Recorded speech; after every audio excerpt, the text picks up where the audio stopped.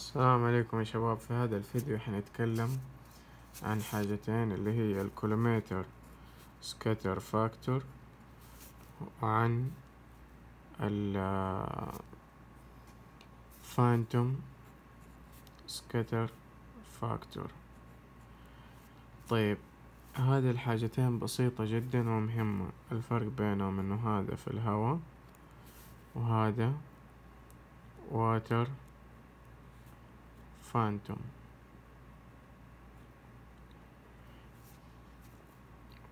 طيب، هذا يرمز له بالرمز SC وهذا يرمز له بالرمز SP.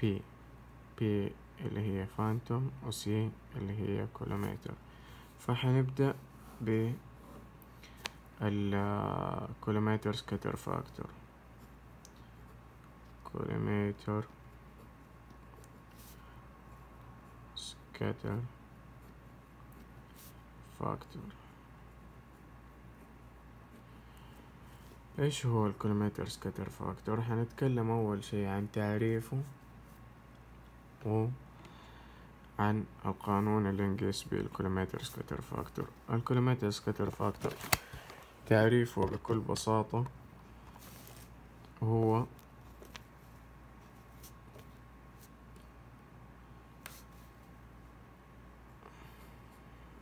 the output اللي هو الدوز ريت، يعني the output أو the dose rate in air في الهواء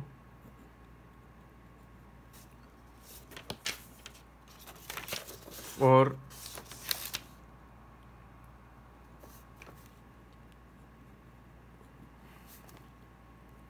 a given field. يعني the output in air for a given field، يعني الدوز ريت في الهواء لأي فيلد نحطه، مثلا 20 في 20، 15 في 15، 15 في 20، أي فيلد نحطه to that،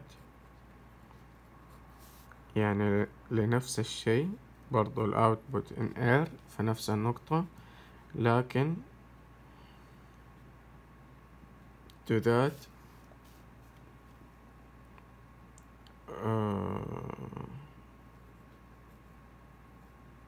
reference field.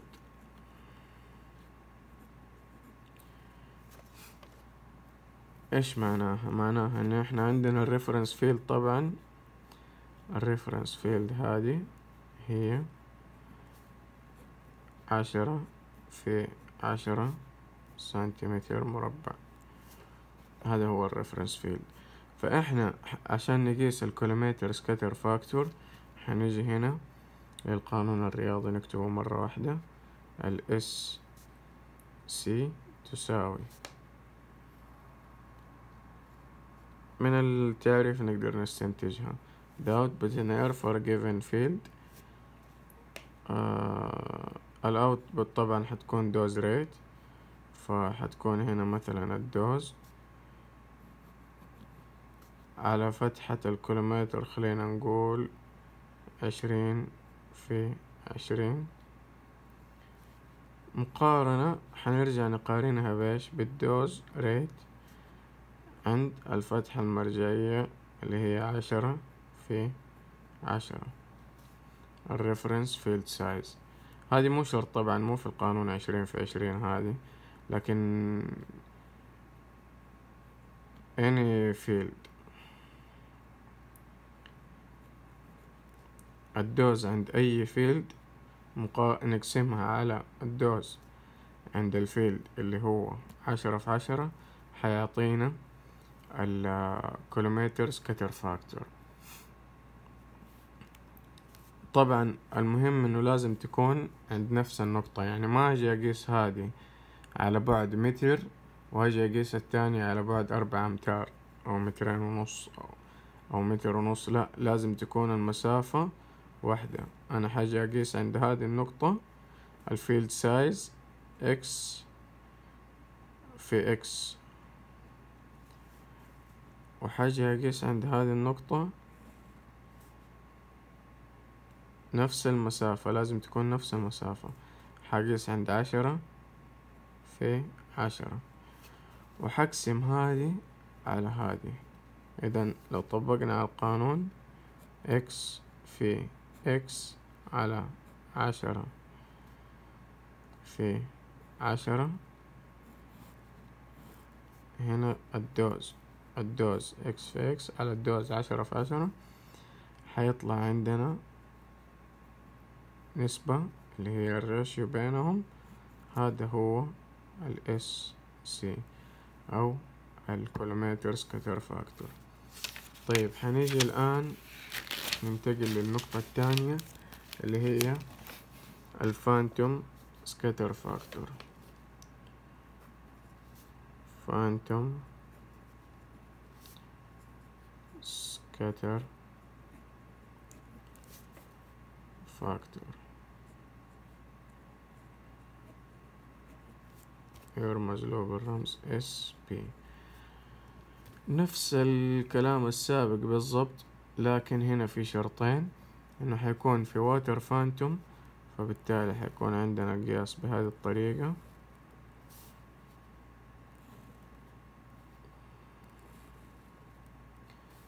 لكن حيكون هنا في واتر فانتوم، وهنا حيكون في واتر فانتوم.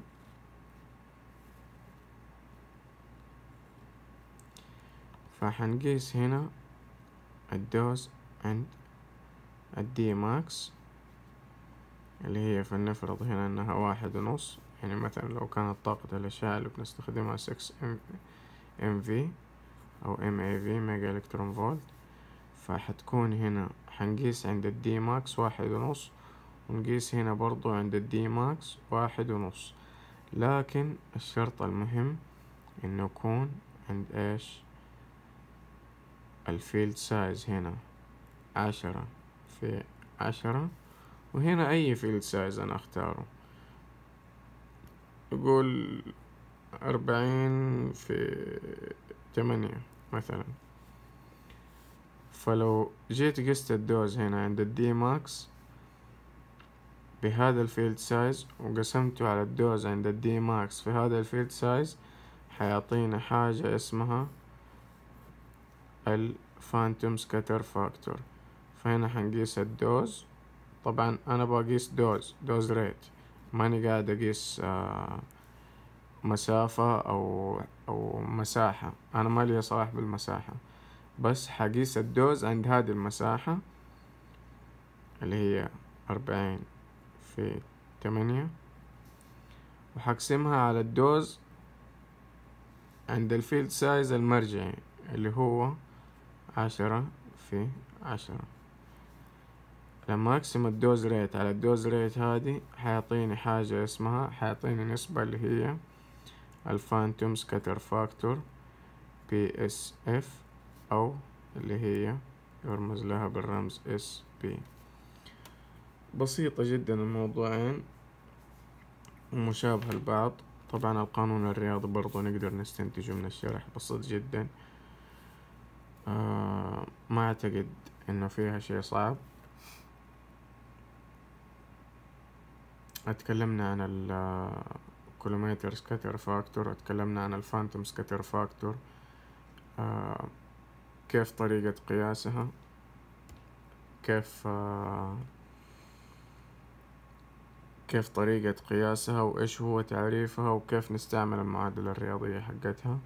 أتمنى أنه يكون الشرح بسيط ومفيد، ونشوفكم إن شاء الله في فيديو تاني.